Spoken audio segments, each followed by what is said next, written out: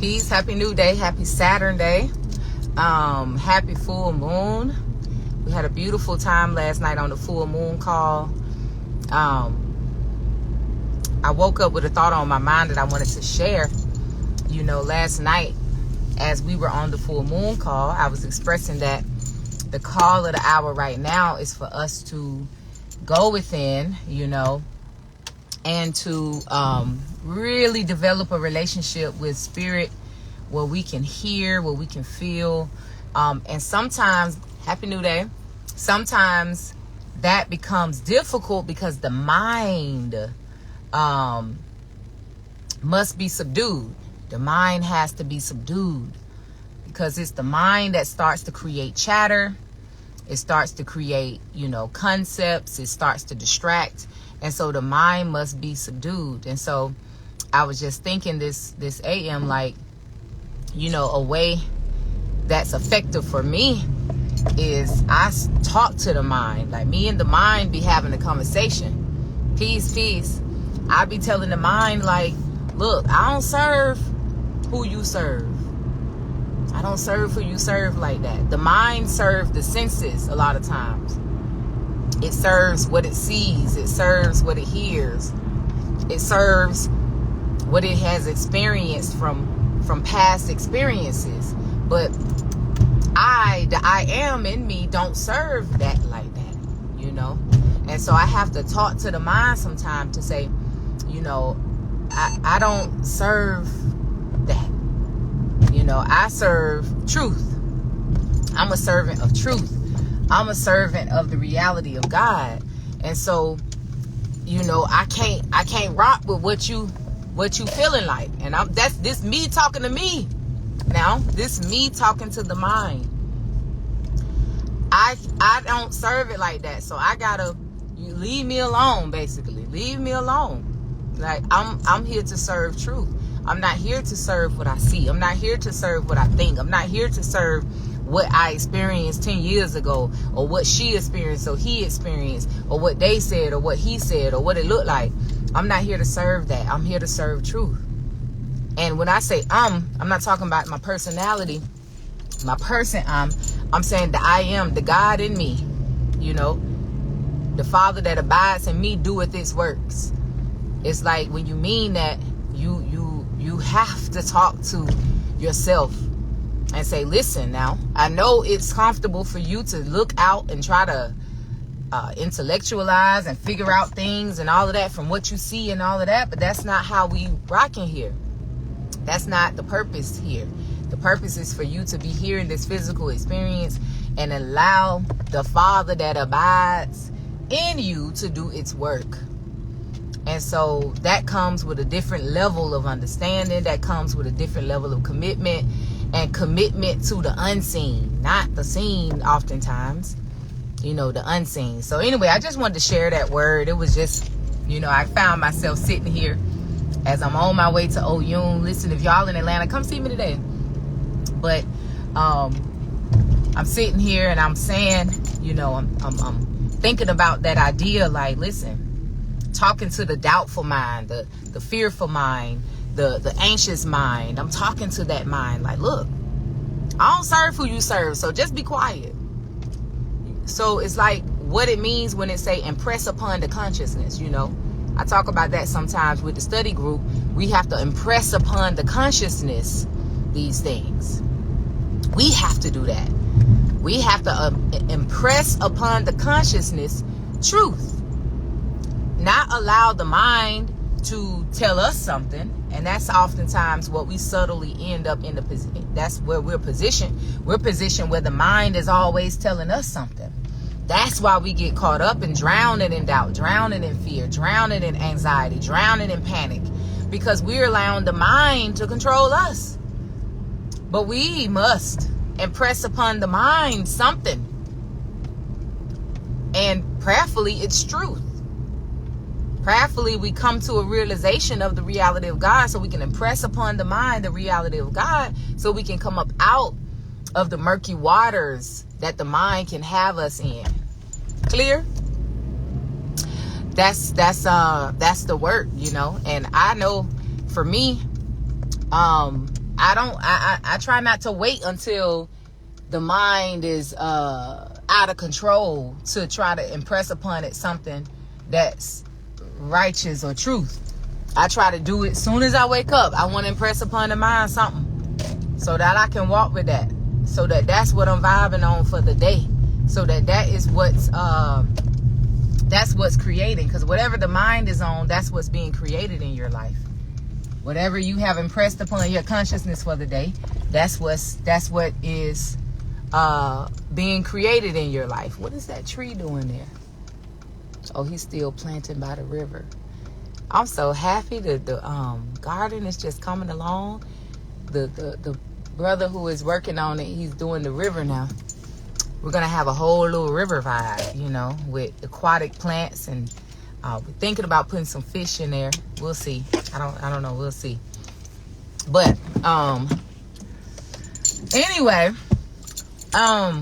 yes, when you wake up in the morning and impress something upon the consciousness, goodness, gratitude, infinity, abundance, something good, and you impress that upon the consciousness, and that is what you find in your experience. You hear these people who are law of attraction teachers and all of that, they talk about that. It's like when you wake up in the morning, make sure you don't immediately go into some vortex of stuff, because that's what you see, that's what you're going to see and experience in your day. But as soon as you wake up, part of your morning routine is to do something to impress something good upon the consciousness. It becomes amazing. It becomes amazing. Thanks for the badge, sis. It becomes amazing. I pray this is a word. I mean, this is the word that I was vibing on this morning, so I wanted to share it. So what I was saying to the mind this AM was, listen, I don't serve what you serve. I don't serve my senses like that. I'm not a servant of what I see, a servant of what I hear. So I'm not a servant of that. I am a servant of truth. I am a servant of the reality of God. So I serve that.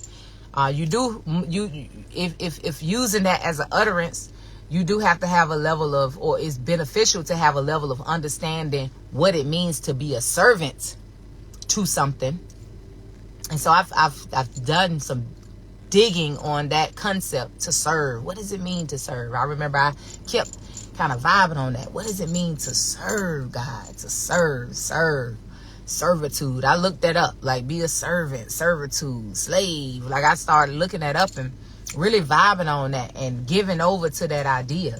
And so as I'm saying to my mind this AM, listen, I'm not a servant to what you are a servant to. Our mind oftentimes is a servant to the senses. I'm not a servant to that. I'm a servant to the reality of God. Proclaiming that to the mind early in the morning. I am a servant to the, or proclaiming that when the mind wants to get all you know, I'm not a servant to that. I'm not a servant to what I see. I'm not a servant to that. And I'm a servant, and then proclaiming what you are a servant to. Proclaiming it. And so, you know, mind, be where you are. It's fine. I'm not gonna try to control the mind. That's one thing that I think we might get a little mixed up about, like control the mind, control. Like you're not gonna necessarily be able to control the mind. Let the mind be as it is, but you can impress something upon the mind. You can impress something upon the consciousness, so that prayerfully the mind can start to be trained up and as it should be. You know, you got to train the mind. I always say train the mind like a child. You know, you got to train the mind. Like, okay, I'm gonna let the mind be what it is, because the mind, listen y'all, the mind is, you know, the subconscious, the conscious, the superconscious. That's all makes up the mind. And so it's impressed, there are impressions upon the mind subtly, always, from what you see, from the collective consciousness, from what you hear, from what your mama what your mama was vibing on while you was in the womb, what your ancestors, like all of that could be a part of how your mind vibes. And so don't get caught up trying to control the mind, because you'll get caught up. So instead, let the mind be as it is, but govern it. It's like try to impress upon it something.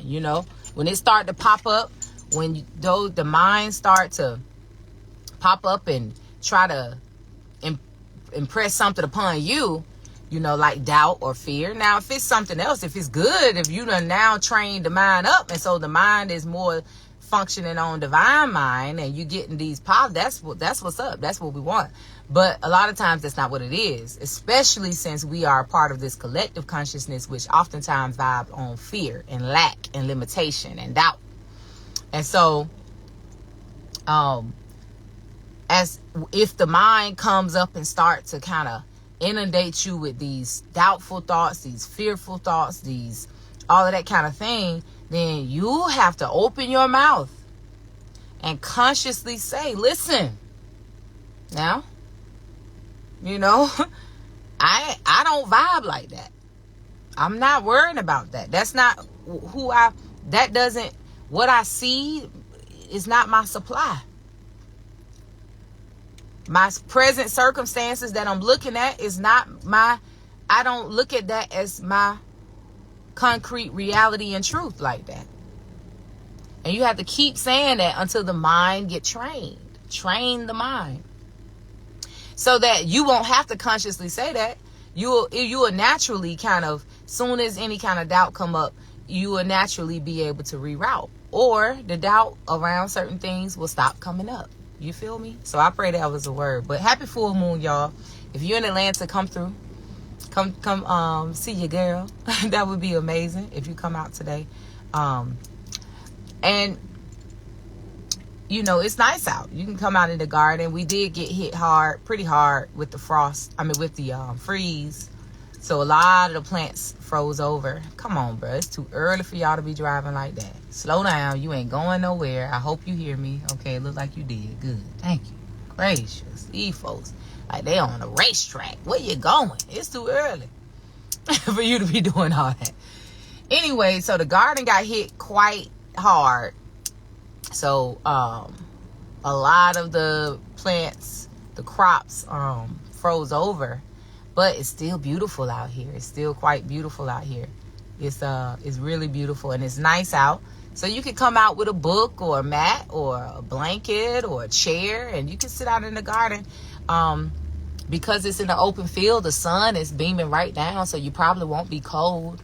I have a lot of clients today, so I'll be inside working, but feel free to come out and hang out. And also come pick up all of your spiritual tools, your wellness tools, and all this good stuff. Shop with your girl. Support your girl. That'll be amazing. Next weekend, y'all, on the 14th, I'm doing a class on natal chart. How to unpack your natal chart to help you with your spiritual and personal growth and development. That's going to be an amazing class. It's in person, but it's also virtual. So if you can't make it in person, then you can tune in virtually. You can see that on my Eventbrite page. Click the link in bio. Also, let's see, is that everything? Also, what else is coming up? We just came off of the full moon. I have that replay available today. So if you missed the full moon meditation last night, that replay will be available today. And that's really it. I would love for y'all to join me on these classes. These are classes that everybody has been asking for. We need this. We need this. So I am creating at least one class per month. I might do more, but I'm going to do at least one class per month. I'm going to jam pack it. If you don't know my teaching style, when I actually put together a lecture, it's dope, because I'm trying to think about, y'all know my background is education. So I create a whole lesson plan. I'm not just winging it. We got a whole lesson plan that I'll be going through. But my whole goal is for you to leave that class understanding your natal chart and how to actually use it. Okay, that's the thing. Understanding what does it mean, or how do you use the reality that your moon is Sag and your sun is Cancer, but your Venus is Libra and your Chiron is, what that all really mean. Because when you know that, it's helpful. It's helpful. It's just helpful. Like I was just with a client yesterday, and as we're talking, we're vibing. By the end, I said, "What's your moon?" She knew her sun, but I said, "What's your moon?" And she told me her moon. I said, well, what's your Mars? Because what we was talking about is some level of issues with trying to find purpose or trying to figure out what's her path, career path, work path, or whatever. And so I immediately think of Mars when I think of that. Mars, sometimes, Chiron or something like that, but really Mars, because that's where your passion is. That's where your drive is. And she told me what her Mars is. I said, okay, that makes sense. And then I knew what her sun was. But she also, I noticed some things about her. So I said, what's your moon? And then I asked her Mercury. So, in other words, because I know the planet, like the energy of the planets. And this is not something that anybody can learn this. As long as you just got to learn it. But once you know the energy of each planet, as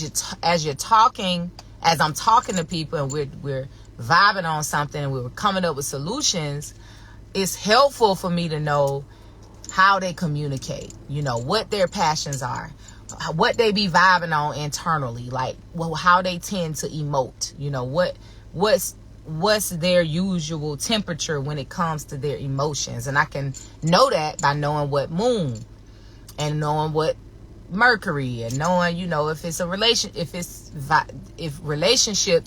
if we tend to be always talking about how they relate to people, I may ask them about their Venus. I may ask them about their Mercury, because oftentimes our communication becomes an issue in our relationships. And then the energy of our Venus oftentimes, and the house that our planet Venus is in, oftentimes depict the type of relationships that we find ourselves successful in and the type of relationships that we struggle in. So knowing these things is very helpful. It's not how people, I think where it's like it's for you to tell your future or something. I don't know what people think about natal. Why people don't.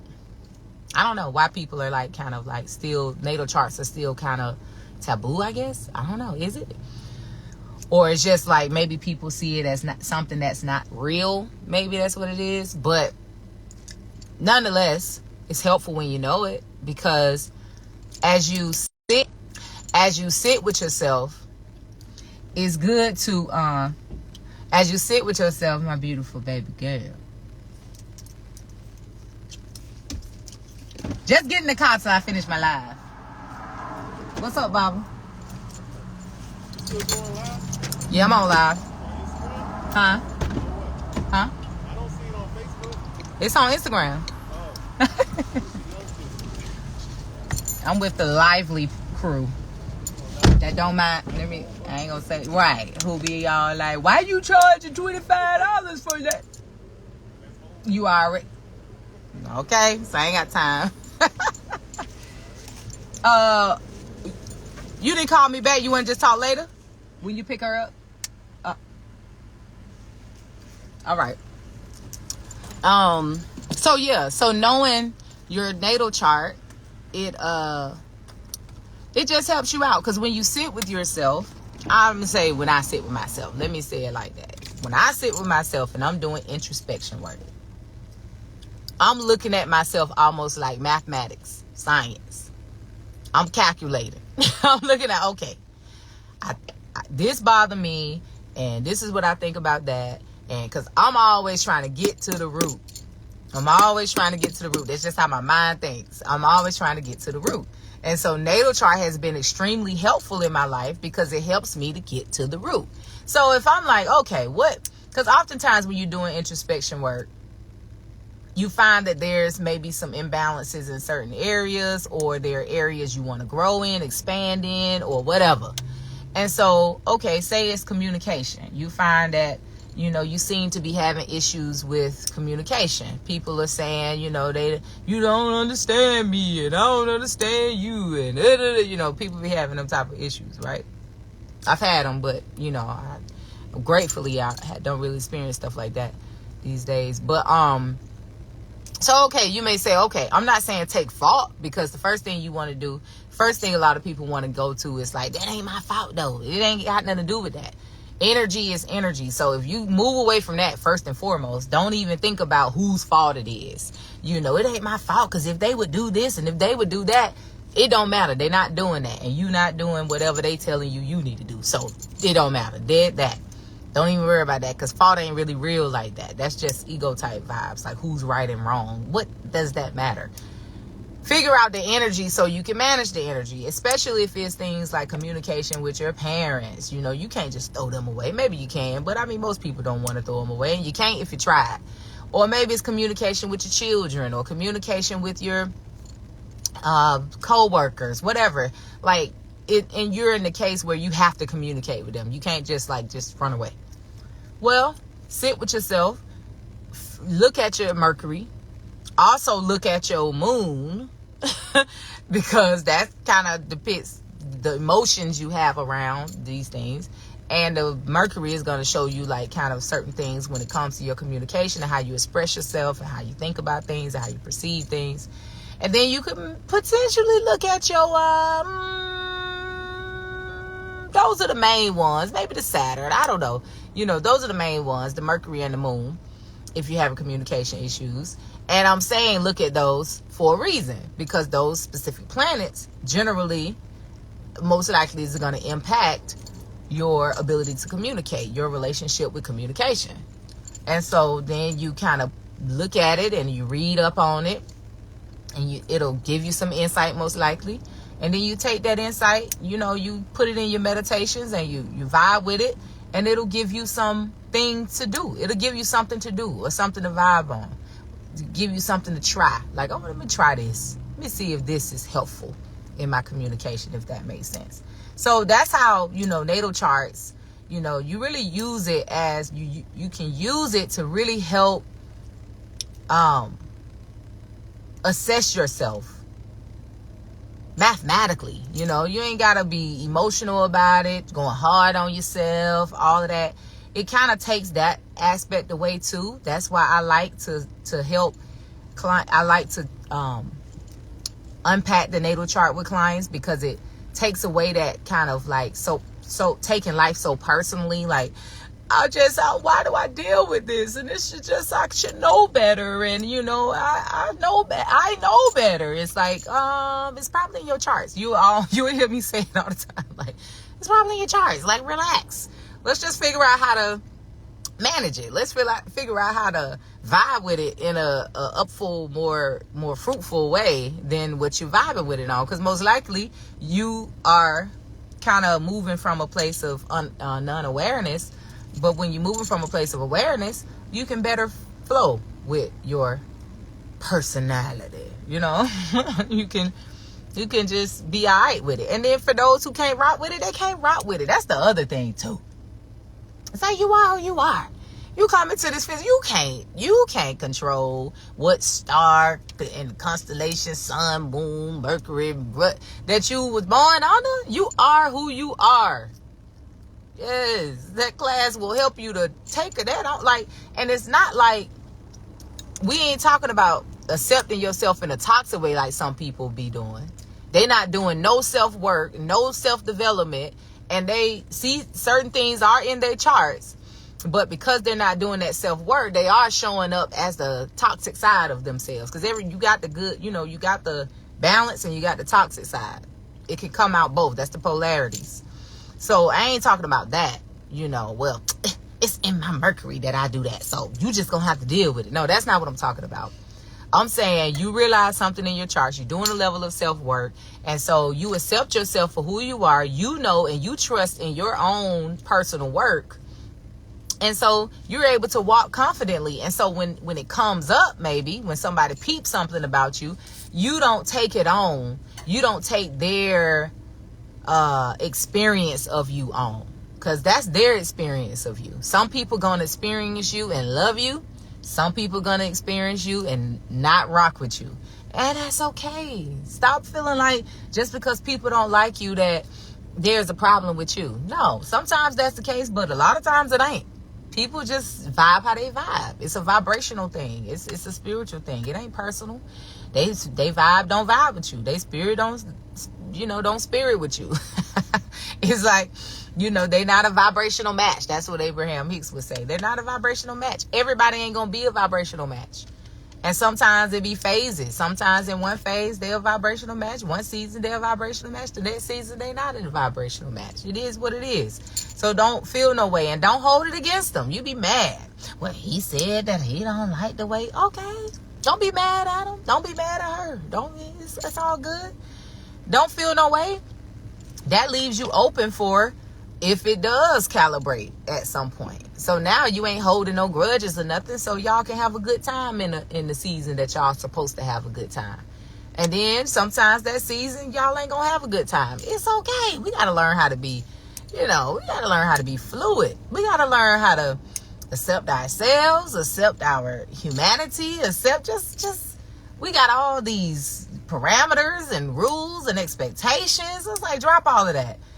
Get to know yourself, come up with a level of, be at a level of self-awareness that allow you to be able to see yourself and vibe with yourself and work on yourself and love on yourself and appreciate yourself. And then, give thanks for those who you meet who may be a vibrational match. Give thanks for that. And those who don't take it personally. We take it personally. You hear people say stuff like, if you don't vibe with me, I know something wrong with you. What? Wait, huh? Okay. I guess. If I don't vibe with you, I just don't vibe with you. It ain't that I don't like you. I don't hate you. You don't matter. You definitely don't matter like that. You definitely don't matter like that. If I don't vibe with you, I just don't vibe with you. You just not a vibrational match. That's just another thing I wanted to just kind of throw out there. Once you get a level of self-awareness, you have a level of appreciation for yourself that helps you to have a level of appreciation for everybody. And you realize certain things about yourself that helps you to, I know, right? That helps you to be open to let people be who they are. Because you start to realize, man, I am certain kind of ways, and that's just is what it is. So you start to be a little bit more open to let people to be who they are without having to force them. People be mad, big mad about how people show up in this world. I ain't mad at nobody how they show up. I vibe with who I vibe with, and who I don't vibe with, I don't vibe with, and it has no weight in my experience at all. Because I wish love and light to everybody. Literally everybody and everything, because long as your heart light, look, if that's how you vibe, you good, you good with that, I'm good with that. I may not vibe with you, but I'm good with it. I'm glad you happy about it. Vibe how you vibe. I think before I go, I want to say also, when you vibe and when you come to a level of self-awareness, you also get to a place where you don't allow people's projections to impact you. Give thanks, sis. You also give thanks, sis. You also don't let, people, because people will try to project now, because a lot of times people walk with the idea that people should be like them. People should think like them. And if you don't think like them, if you don't function like them, then you wrong, because they believe wholeheartedly in this concept of right and wrong. And they don't know it. Sometimes they don't know what they're doing. They don't know that they're trying to make you be them, make you show up as them, make you communicate like them. That's the whole premise behind this whole love language book. You need to learn my love language and then show me the love, how my love language. I'm not doing that. I'm not doing that. Don't expect me to. I'm going to show up how I show up. Because I know that my heart is pure. I know that I'm earnest about walking this land with a light heart, with a light mind, with goodness in my heart, I desire good for people. I trust that. And so if how I show up offends you, I don't have any thought to try to be different. None. And if you come to me and you're projecting levels of dissatisfaction about how I am, I may listen just to see if I hear truth in it, because my ears are tuned to truth, so I can hear truth in it, and I'm always open to truth. And that's my judgment now. There's no book of truth that I'm holding. You know, there's truth that resonate with my heart, my soul, my light, my mind. So if I hear that truth, I'll take it. But if what you're saying don't hold that level of truth, I'm going to reject it. And I may not tell you I reject it. Or I may. It just depends on how you vibing. I may say, nah, come on now. I'm not going to do that. Like, I'm gonna try to be loving and kind about it so as to maybe not try to hurt your feelings. But I also don't care a lot about that either. I know this sound rough, y'all, huh? It sound rough, but I'm saying, like, care. Look up the etymology of care. Look up the etymology of care. And here you will see why I say, I always emphasize, you gotta stop caring so much. Because you will never really find yourself, and that you will never really truly love yourself when you care so much. Because people's feelings and all of that stuff will manipulate you. It will cause distraction to your mind. And so I don't necessarily care about how you feel when I'm standing on my truth and, you know, and saying what I'm saying. Of course, because I just want to be loving. I have a desire to be gentle. I have a desire to be light. I have a desire to be loving. I'm going to try, in my version, to be gentle and loving. But I'm not going to necessarily care. But what I am going to do is stand on my truth. For sure. I'm going to stand on my truth. And so to me, with stuff like the love language and all of these different type of things that have come up, that this society that is very egotistical, this society that is very personality based has come up with, we think it's good, it sounds good, but it creates chaos and madness because we are striving to come outside of ourselves and be okay with it. So we're striving to compromise because compromise is needed in relationships and all of these different things that we hear. And these are principles that people live by. And then, you know, they feel righteous about it. You know, I'm compromising, I'm this. And most times when people saying all of that, they complaining. And people don't appreciate them, and people don't see them, and they don't get reciprocation, and nobody appreciate them. That's why. Because you need to appreciate yourself, which in your self-appreciation, you would not compromise. You would stand on your truth. You wouldn't have to feel like you got to do it in a mad kind of way, but you would do it. You would stand on your truth, and you won't need to feel appreciated from anybody else, because you will feel holistically, internally appreciated, because you are appreciating yourself by standing on your truth. If you feel me, this could go on and on forever. This could go on and on forever. I said my hard line stop is at 11:30, so it's 11:30. Happy Saturday, y'all. Don't know how we got here, but I pray you heard a word. Listen, that natal chart unpacking workshop is next Saturday. Again, if you're in Atlanta, you can come in person for that workshop. If you're not in Atlanta, or you're in Atlanta but you can't come out, you can sign up for it because I'm also streaming it. It's going to be virtual. Also, if you can't make the time, like all of my other sessions, I'm going to be recording it. So the replay will be available too. So still register for it. Even if you know, like, oh man, I'm not available during that time, register for it because you will still automatically get the replay, because anyone who registered for any of the classes, meditations, or anything, you get a replay. All right. I understand. Listen for truth, because the heart can be deceiving. Yes, it can. As always, thank you for this mighty morning word. Give thanks. I heard the words and greatly appreciate it. Give thanks. Accomplishment. Achievement. All right, y'all. Peace and love.